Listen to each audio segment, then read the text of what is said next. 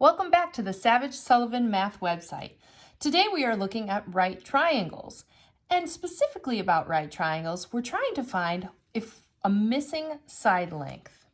So here we have a right triangle in front of us. We know it's a right triangle because we see this nice little notch in the corner. That always signifies a 90-degree angle, and when you have a 90-degree angle in a triangle, it's a right triangle. So we have two sides that we know the length of. For our vocabulary purposes, these side lengths are called legs. And the side that is always directly across from the little square, the little notch that signifies a right triangle, that is always called the hypotenuse. And it is always the longest side. So there's a formula. It's called the Pythagorean Theorem.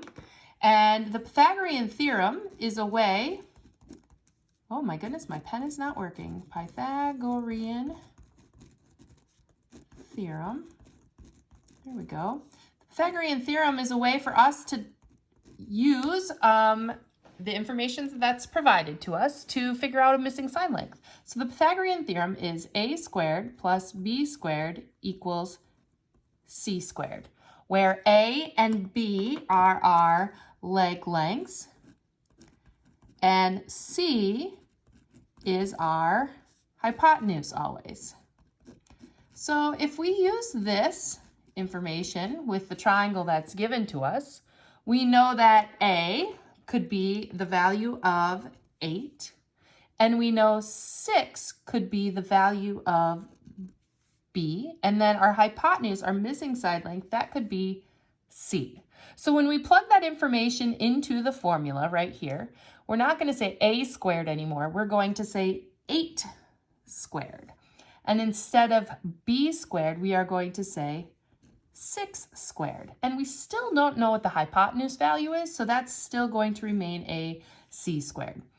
So now let's just use our collective brain cells here. 8 times 8 for 8 squared is 64. 6 times 6 for 6 squared would be 36, and it is still equal to c squared.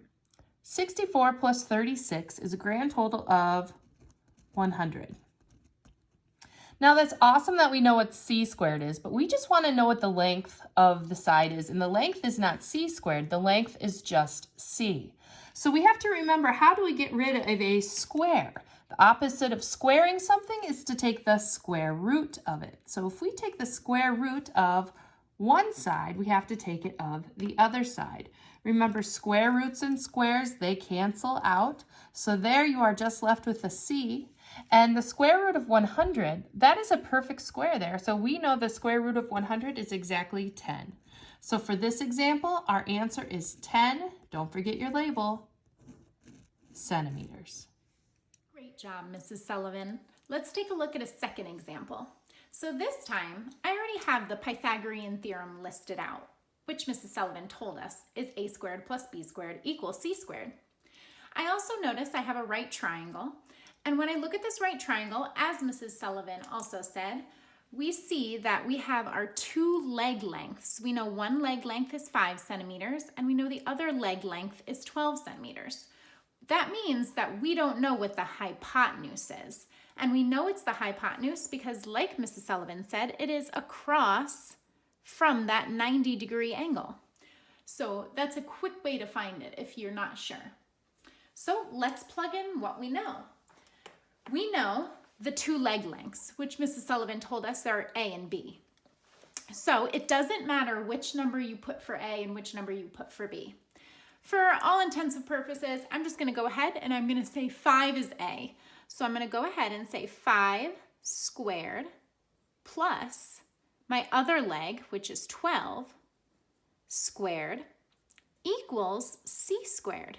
Because again, c is our hypotenuse and we don't know what that is. So we're going to go ahead and just simplify what we know. 5 squared, easy, 25. 12 squared, also easy, 144, equals c squared. 25 plus 144 is 169, equals c squared. And as Mrs. Sullivan said before, how do we undo squaring something? The inverse of squaring something is finding its square root. So we're going to go ahead and we're going to find the square root of both of those terms, remembering that whatever you do to one side of an equation, you have to do to the other. What's the square root of 169? The square root of 169 is 13, equals C, because we know that a square and a square root cancel each other out. So our final answer with labels is 13 centimeters. And a nice way to kind of check that you actually found the hypotenuse is to make sure that that number is the biggest number out of the three. 13 is bigger than 12 and 5, so we are good. If you found this video helpful, please like and subscribe.